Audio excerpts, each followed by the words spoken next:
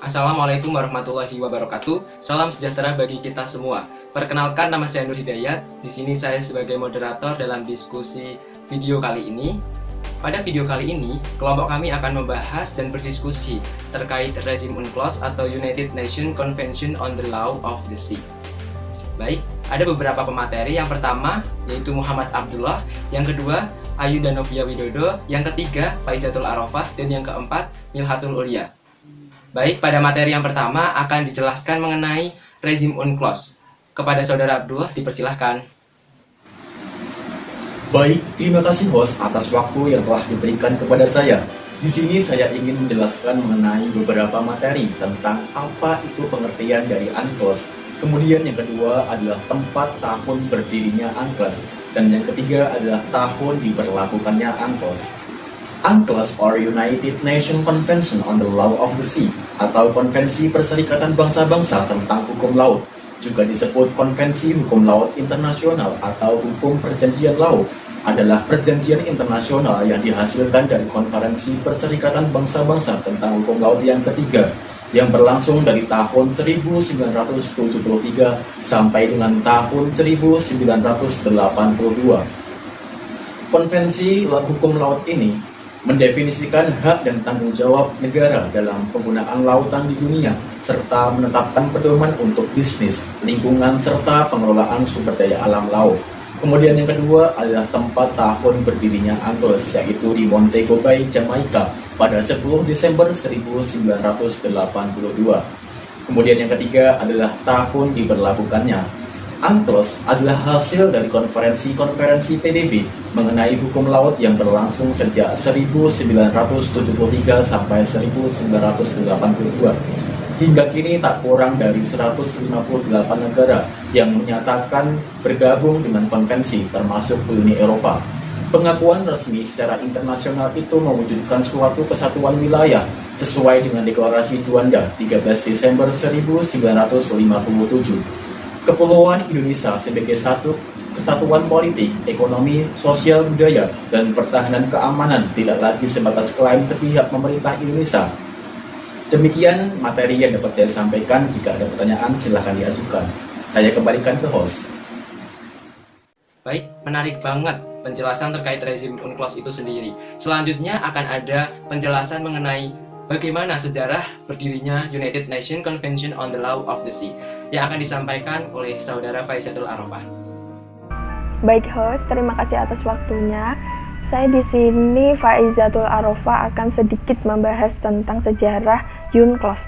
Pada perkembangannya, hukum internasional saat ini lebih mengajak negara-negara, lebih melibatkan negara-negara dalam proses pembentukannya, seperti pembentukan hukum laut internasional ini dengan melakukan konvensi UNCLOS. Konvensi UNCLOS sendiri terbagi menjadi tiga konvensi, yaitu yang pertama konvensi UNCLOS 1 yang dilaksanakan pada 1958, konvensi UNCLOS 2 yang dilaksanakan pada 1960, dan konvensi UNCLOS 3 yang dilaksanakan pada 1972. Konvensi UNCLOS 1 diikuti oleh 87 negara yang diselenggarakan pada 24 Februari sampai 26 April 1953. Di konvensi ini menghasilkan 4 konvensi atau peraturan, yaitu konvensi mengenai heksi, konvensi mengenai teritorial dan zona tambahan, konvensi mengenai kontingen, dan konvensi mengenai perikanan dan pemeliharaan kekayaan hayati di laut lepas. UNCLOS 1 tidak mampu menyelesaikan masalah teritorial dan batas perikanan. Nah, dengan latar belakang ini diselenggarakan lagi UNCLOS yang kedua, yaitu pada 17 sampai 26 April 1960. Konvensi yang kedua ini dianggap gagal karena dia tidak memberikan sesuatu yang berarti kepada hukum laut internasional.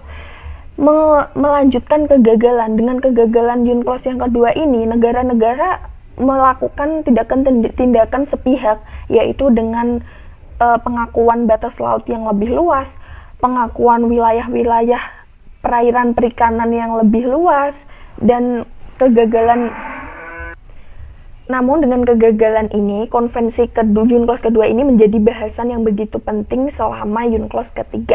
Dengan latar belakangnya kegagalan UNCLOS kedua, diadakan lagi UNCLOS yang ketiga pada 1973 di New York dengan 3.000 delegasi dari 157 negara.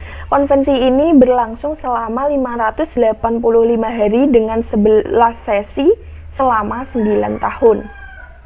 Konvensi ini menghasilkan beberapa konvensi atau peraturan-peraturan atau pengertian-pengertian mengenai satu, perairan pedalaman, perairan kepulauan, laut wilayah, zona tambahan, ZII, landasan kontinen, laut lepas, dan dasar laut.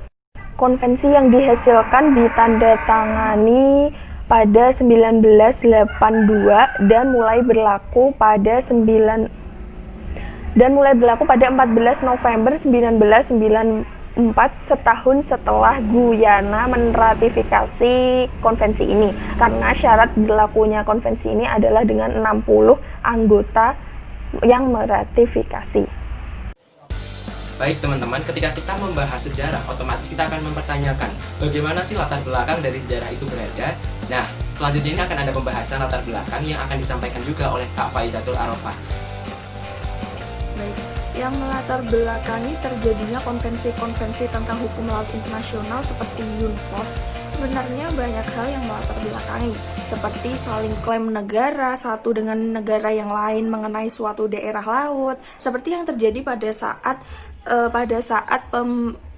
abad pertengahan. Pada saat itu, Imperium Roma atau Kekaisaran Romawi runtuh dan terpecah menjadi beberapa negara bagian. Nah, negara-negara bagian itu saling mengklaim di satu daerah laut. Jadi, mereka membutuhkan suatu hukum yang membahas tentang hak-hak mereka di laut. Dan latar belakang yang lainnya yaitu adanya dalil-dalil kedaulatan laut dan laut bebas serta masih rancu dan susahnya menetapkan lebar laut teritorial suatu negara. Demikian latar belakang yang dapat saya sampaikan. Terima kasih. Baik, jelas sekali ya penjelasan terkait latar belakang dari rezim United Nations Convention on the Law of the Sea ini. Baik teman-teman, selanjutnya itu kita berpikirkan dari rezim ini pasti kita mempertanyakan seberapa penting sih rezim ini bagi dunia internasional dan apa saja contoh kasus-kasusnya yang telah diselesaikan dengan adanya rezim United Nations Convention on the Law of the Sea ini. Baik, selanjutnya kita akan ada penjelasan dari Kak Ayunda seputar contoh kasus yang telah diselesaikan dari United Nations Convention on the Law of the Sea ini.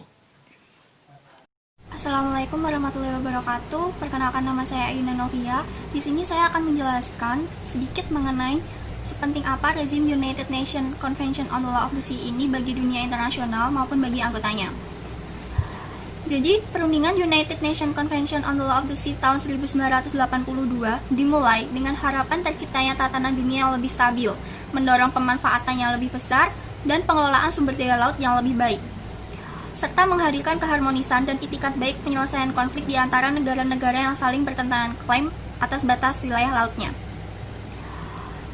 Pentingnya rezim United Convention on the Law of the Sea ini mencakup beberapa poin, di antaranya yang pertama, mendorong perdamaian dan keamanan internasional dengan adanya batas-batas laut teritorial, zona tambahan, zona ekonomi eksklusif, serta landas kontinen.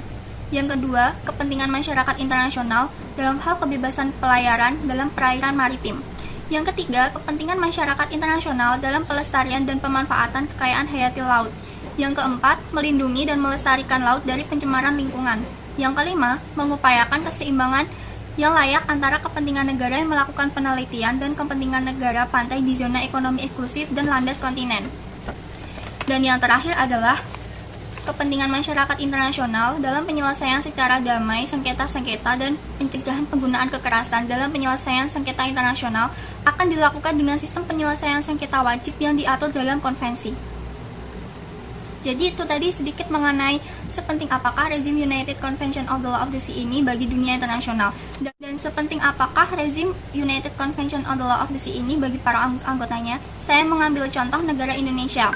Dengan adanya aturan undang-undang hukum di wilayah zona tambahan dapat dijadikan pedoman dalam melaksanakan tindakan pengawasan, pencegahan, dan penindakan terhadap pelanggaran fiskal kepabeanan, keimigrasian, dan sanitasi dengan hak yuridiksi negara pantai seperti yang tertera dalam pasal 33 United Convention on the Law of the Sea tahun 1982. Yang kedua, belum dimasukkannya wilayah zona tambahan dalam Undang-Undang Keimigrasian sebagai wilayah terdepan dalam melaksanakan tindakan pencegahan keimigrasian menjadikan upaya penanggulangan kejahatan terhadap tindak pidana penyelundupan manusia dapat dilaksanakan secara optimal. Jadi, United Nations Convention on the Law of the Sea ini sangat berperan penting dalam penyelesaian sengketa wilayah dan juga dalam kasus penyelundupan manusia di wilayah perbatasan, yang mana wilayah perbatasan sangat rawan dijadikan untuk kasus-kasus kejahatan seperti penyelundupan manusia, penyelundupan narkoba, dan lain-lain. Baik, untuk contoh kasus atau konflik atau sengketa yang telah diselesaikan oleh United Convention on the Law of the Sea ini, saya mengambil contoh yaitu sengketa perbatasan laut antara Indonesia dan Malaysia di wilayah Selat Malaka. Jadi, Indonesia dan Malaysia saling mempermasalahkan mengenai lebar zona ekonomi eksklusif di Selat Malaka. Kedua negara hanya membuat perjanjian mengenai batas landas kontinen pada tanggal 27 Oktober tahun 1969. Padahal pengaturan landas kontinen dan zona ekonomi eksklusif itu tidak bisa disamakan karena masing-masing wilayah tersebut memiliki perbedaan dalam sistem pengaturannya. Petak Indonesia yang berhadapan dan berdampingan dengan Malaysia membuat pasal 15 United Nations Convention on the Law of the Sea tahun 1982 menjadi pengaturan yang tepat untuk menentukan perbatasan wilayah zona ekonomi eksklusif. Seperti itu, terima kasih. Baik teman-teman, penjelasan yang cukup panjang sekali dari Kak Ayunda terkait seberapa pentingkah rezim ini bagi dunia internasional dan terkait contoh kasus yang sudah diselesaikan dari rezim ini. Nah, selanjutnya kita akan mengupas lebih dalam terkait rezim ini bagi Indonesia. Yang pertama, kita akan mengetahui kapan Indonesia bergabung sih dalam rezim ini. Nah, selanjutnya kita akan membahas lebih dalam lagi terkait apa dampak yang ditimbulkan dari Indonesia gabung rezim ini dan apa saja nanti pengaruhnya untuk Indonesia sendiri. Silahkan Kak Mil. Apa dampak dari Indonesia setelah bergabung di UNCLOS? Dari sisi positifnya sendiri, Indonesia sudah memperjuangkan hukum laut, di mana melalui deklarasi Juanda pada tanggal 13 Desember 1957. Selanjutnya, Indonesia ditetapkan sebagai negara kepulauan, dan berkat UNCLOS juga peran Indonesia semakin luas. Namun di sisi lain, ada pun kelemahan dari Indonesia yang menjadi anggota UNCLOS sendiri, yang dimana Indonesia yang strategis akan perekonomian, sosial, dan budaya menjadi berpengaruh terhadap Indonesia yang rawan akan konflik dengan negara tetangga, baik yang berbatasan secara langsung maupun tidak langsung. Cukup menarik bukan terkait pembahasan dari rezim UNCLOS ini. Nah, selanjutnya kita akan membahas lagi terkait bagaimana efektivitas rezim ini di dunia internasional. Karena sejatinya rezim itu pasti kita akan mencari keefektifan rezim ini, kemudian kita mengevaluasi selanjutnya bagaimana aturan-aturan yang perlu diterapkan bagi suatu rezim agar nantinya tujuan rezim ini segera tercapai. Baik, akan ada penjelasan lagi nih dari Kak Abdul terkait efektivitas rezim ini bagi dunia internasional. Silahkan Kak Abdul. Menurut pendapat saya, rezim UNCLOS 1982 sangat efektif karena peristiwa ini bertujuan untuk keamanan laut. Giorgio Aliberti menegaskan peranan penting dari UNCLOS 1982 dalam mengelola kegiatan semua negara di laut selama 25 tahun ini. UNCLOS 1982 tidak hanya merupakan peralatan hukum penting yang menyesuaikan masalah-masalah di laut saja, melainkan juga merupakan kerangka penting bagi semua negara untuk memecahkan sengketa-sengketa dan memperkuat kerjasama di laut. Dalam konteks itu, di laut lepas pemerintah wajib memberantas kejahatan internasional, memberantas persiaran gelap, melindungi kapal nasional, baik di bidang teknis, administratif, maupun sosial.